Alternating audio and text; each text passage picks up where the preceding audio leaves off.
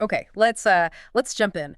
For this deep dive, we are really looking into female power, or, more specifically, agency, how it gets expressed on screen, especially when you have this kind of clash between the rigid demands of Eastern cultures and the ideals of the West. We're not just, watching movies. We're really trying to dissect the cultural framework underneath it all. That's right. I mean, cinema is such a powerful cultural product. And our mission today is to see how it reflects, but also, and this is key, how it challenges social norms about women's autonomy. When we talk about female agency in film, we're really defining, the degree to which women can act for themselves independently, constructively within the story. And we have a fascinating stack of sources to work with. We're comparing three really specific films, which I think gives us a perfect triangulation point. We've got Ang Lee's Crouching Tiger, Hidden Snow Dragons, America from 2000. exactly, and then Disney's animated Mulan from '98, and Bernardo Bertolucci's epic The Last Emperor. Yeah, from 87. And that core contrast you mentioned between them is just so stark. On one side, you have these almost inescapable pressures of Confucian ideals, and on the other, this drive for individualism, for Western feminism. So to really understand how all this plays out, we need a toolkit, right? A way to frame it. We do. And we're going straight to Hofstede's cultural dimensions theory. It's a framework that helps us categorize cultures based on their value systems. We're going to zero in on two dimensions that really shape the gender dynamics here: individualism versus collectivism, Okay. and masculinity versus femininity. And that's so crucial because these aren't just academic labels all day. They explain the deep-seated motivations behind pretty much every choice a character makes. But before we get to the women exercising that control, we kind of have to acknowledge the cinematic tradition they're fighting against. We should probably start with the conventional view, with Laura Mulvey's theory of the male gaze. The male gaze, right? It's that traditional framework where women are so often just passive objects. They're looked at, they're desired, maybe they're rescued, but they're rarely the ones driving the action. They exist for the hero.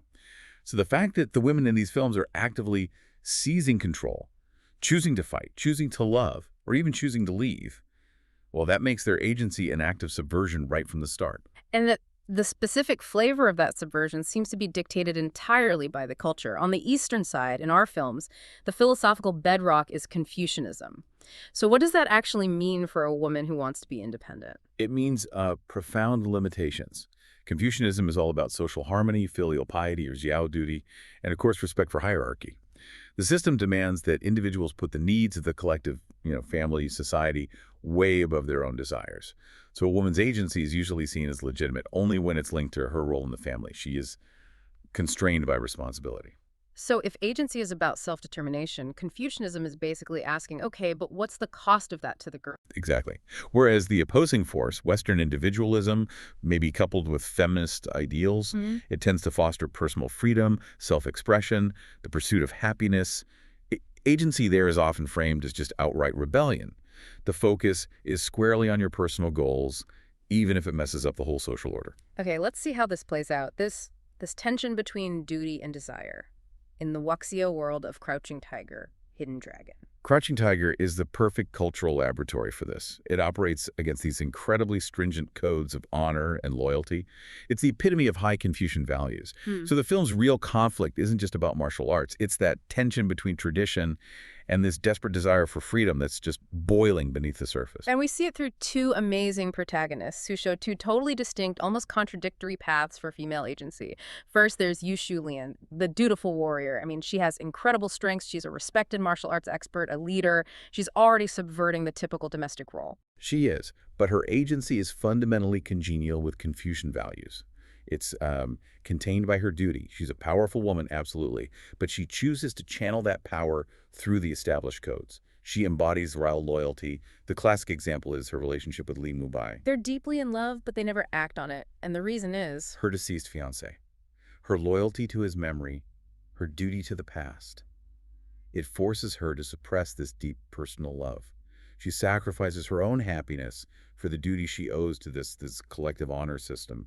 The sources describe it perfectly as empowered yet constrained agency. She's a leader, yes, but her actions always serve the collective good. but hold on, if she's sacrificing her deepest love for duty, is that really agency? Or is it a kind of highly empowered submission? I mean, where's the choice if the choice is sort of predetermined by her social role? And that's the complex heart of it.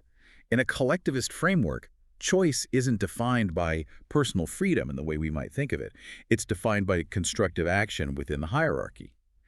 Lien chooses to uphold that structure. Her agency is in the strength she brings to that choice, even though it costs her everything. She could have defied it, but she didn't. Okay, so contrast that with Gen Yu, the rebellious youth. She's aristocratic, she's educated, and she just completely rejects her upbringing, the arranged marriage, all of it. She is pure oppositional agency. Jin Yu embodies the destructive power of pure, untethered individualism in that context. Her quest for freedom just actively disrupts every social order she comes across. And the main act of rebellion is stealing the Green Destiny sword. And that sword isn't just a weapon, right? It's a symbol. It's masculine power. It's authority. Exactly. Stealing it is a direct rejection of male power and the established order. She uses it to challenge everyone who gets in her way. If you think about that famous rooftop chase scene, that is, kinetic individualism. She literally flies over the limitations of architecture, society, tradition. And she proves she's technically the most skilled warrior in the film. But her story is so tragic. Her rebellion leads to isolation, betrayal, and, in the end, her leap from the cliff. So why does her absolute skill and freedom quest lead to destruction while Lien's constrained duty lets her survive? Because Jen Yu's individualism is completely unsustainable in that system. She has incredible power, but there's no constructive application for it within her society. She rejects the framework entirely. Her story really underscores the destructive personal cost of putting the individual first when those Confucian norms are so deeply ingrained. It's a cinematic statement. Western-style freedom here equals chaos and loss. That makes perfect sense. Okay, let's shift gears a bit to Mulan. It gives us a different negotiation of duty and disruption, but it's still steeped in that same Confucian context of filial piety and loyalty. Mulan is a fascinating case. It's a Disney film, so it's inherently carrying some Western sensibilities, but it's explicitly set in a classic Confucian world. That tension between what she wants as an individual and her social duties is the engine of the whole plot. Her core motivation isn't, I want to be a soldier, it's, I have to save my family's honor. Precisely. She joins the army, this radical gender-disrupting act, but she does it out of filial piety, her duty to her aging father. So she commits this profound act of subversion, assuming a male identity, contesting the idea that women can't be warriors. But it's paradoxically rooted in this very traditional place of duty to family. It's like the ultimate loophole. The subversion is okay because, in the end, it serves the existing patriarchal structure. Right. And her agency is ultimately reconciled because her success isn't just cemented by her individual skill, it's cemented by the emperor's official recognition for serving the country. That brings her back into alignment with society's needs. Her empowerment is accepted because it benefits the state. And you see that inner conflict played out so clearly in the film. Think about the song Reflection. That song is all about her inner conflict, her desire for self-discovery, her individual side, and it's immediately contrasted with I'll make a man out of you, which is this stark commentary on the rigid gender roles she has to adopt to survive. The visual elements are just as important. You have the famous haircutting scene, which is this visceral shedding of traditional femininity. And then there's the recurring motif of the phoenix, symbolizing her rebirth, her transformation.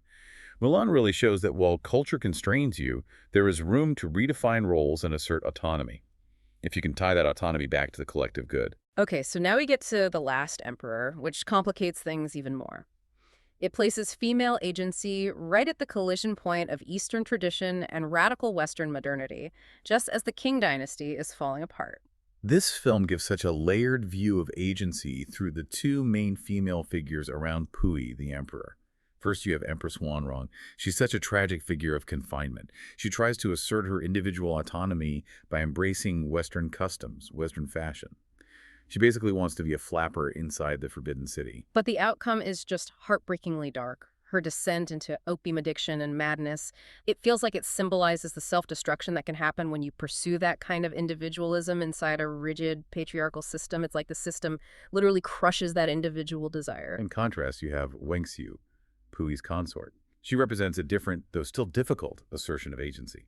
Her decision to divorce Puyi and leave the Forbidden City in 1931 was this bold, highly public denial of traditional roles, and was heavily influenced by those growing Western ideas of individual rights that were sweeping through China at the time. Her actions were legally revolutionary, but so personally punishing. She might have gotten legal independence, but it came with this profound isolation. She was cast out.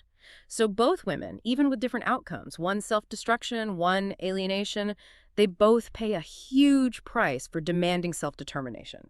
And that cost is reinforced visually, isn't it? The labyrinthine corridors and all the shut doors of the Forbidden City, they're not just set design. They're a metaphor for the social and cultural barriers that are trapping these women. You feel the confinement. It shows that their attempts at freedom are blocked both physically and symbolically by tradition. Okay, so we've looked at three different cinematic responses to female agency.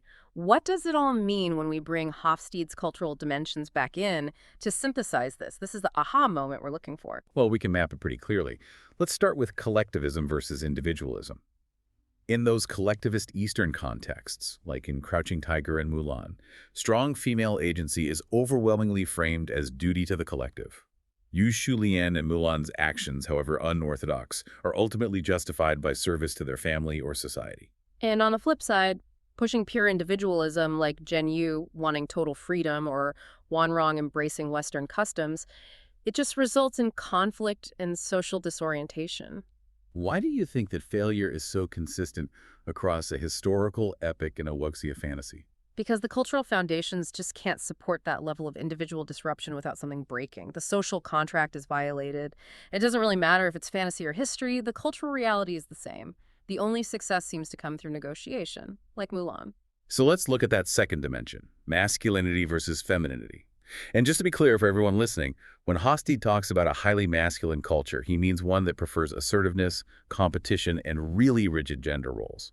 That's the key distinction. Crouching Tiger and Mulan clearly depict highly masculine societies. The gender roles are rigid.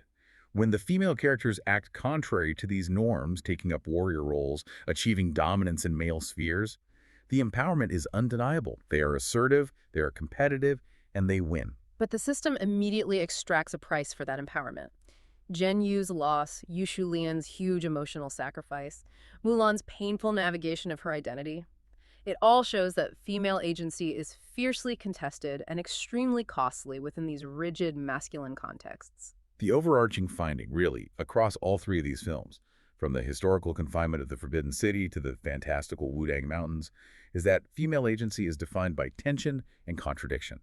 Even when Western values offer these enticing paths to independence, they're fraught with immense, often tragic challenges when they collide with a traditional culture built on collective duty. So we've seen agency expressed through duty, through outright rebellion, and through this tragic self-destruction.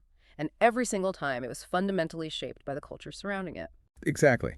This analysis shows that in collectivist contexts, female agency often requires this complex, delicate balancing act. You have to constantly negotiate between personal desire and your social obligations, which I think raises a really important question for you, the listener, to consider based on these powerful examples. Is true transformative female empowerment only achievable when it operates entirely outside of the framework of social harmony? Or must it always eventually be negotiated back into it? A great question to take with you as you reflect on these journeys of identity and power. That's the end of this deep dive.